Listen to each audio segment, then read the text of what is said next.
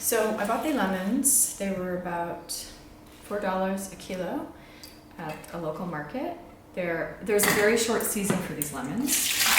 They're known as Egyptian lemons, and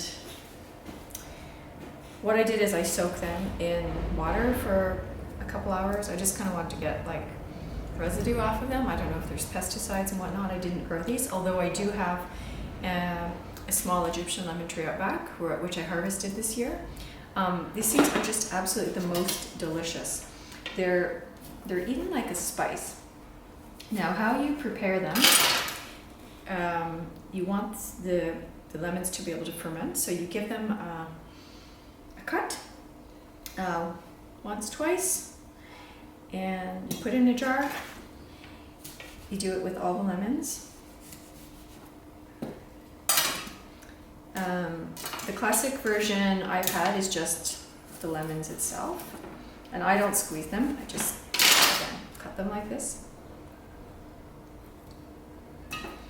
But I'm not going to do the classic version. I'm going to add garlic, because the garlic is super yummy when it's fermented. So you take a bunch of garlic like this. I found this in the market. It's a garlic with just one tooth. I'm going to cut it into 3 pieces, put that in. I'm going to try and put most of the garlic in the bottom. So I first tried these lemons in Egypt, and I believe I also ate them in Jordan. It's not common. They're not common in Israel, where I live. But you can find them in the market and preserve them yourself. When I mean it's not common to find them being served as a side dish in a restaurant or at people's homes. But they're absolutely delicious. So I was staying at a hotel on the Sinai Peninsula in Sinai, and it was an all-you-can-eat restaurant, sort of buffet-style breakfast. And these lemons were sort of something that I would just take for every meal, just with some bread and some oil, maybe a little tahina. It's really just the most lovely thing. You can also put the preserved lemon. It takes maybe 5-6 days for them to preserve. It depends on the temperature and how sour you want them. But you can use them in stews and in soups as an added level, like another layer of flavor. So once I have these ready, they'll be also salted. And you can cut them up. Make sure you take up the seeds, and you can use them in a blender if you're making hummus or tahina. Very, very yummy. And we throw little bits of them in soup, or even in shakshuka. If I was making shakshuka in the morning or the afternoon, shakshuka is a great meal that you can make for lunch. It's very satisfying. It's a tomato sauce, and then you cook eggs in it. It's a very satisfying dish that's great for when you have friends over, brunch. I'll finish chopping these up, and I think that's enough lemons.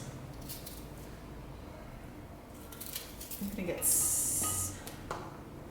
chopping on the lemons here. I don't know how easy it's for everyone in all climates of the world to grow these trees. I mean, you'd probably have to be in a climate that can accept citrus, or maybe you have some special greenhouse or hydroponic system going with heat. You could probably manage to grow one of these trees indoors, but I'm assuming that they wouldn't give you enough fruit to make it worth your while. Even my 5-year-old tree still isn't producing that well. I think I got about 30 small lemons this year.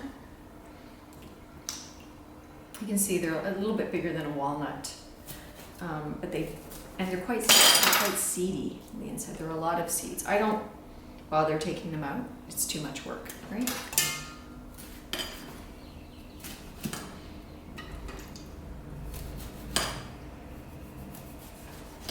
At this point, I'm going to get some salt.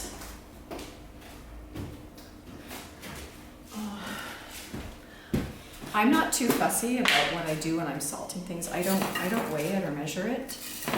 Maybe that's not good, but I use a few.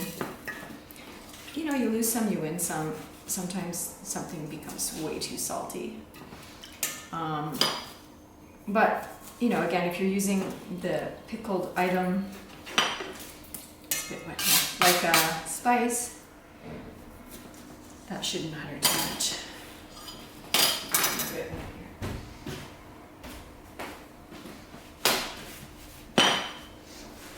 So,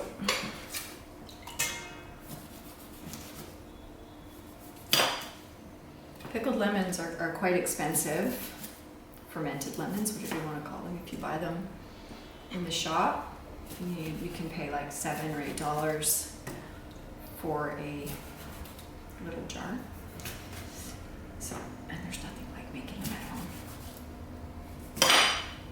home. Right, okay, this goes in. Some more salt.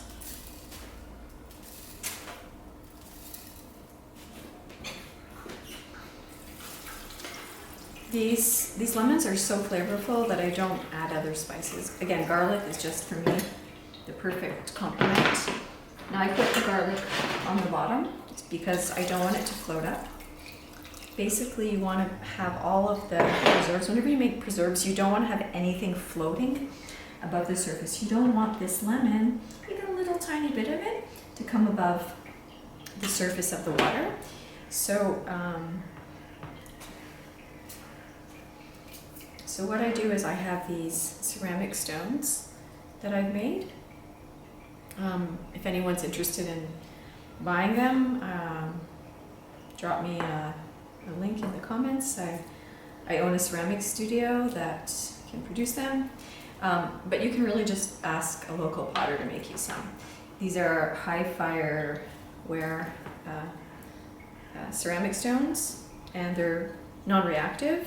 Like, I wouldn't use metal or a material that would leach into the preserve, because when these lemons start to become more acidic through the fermentation process, you want to make sure the vessels that you're using are not going to corrode in any way.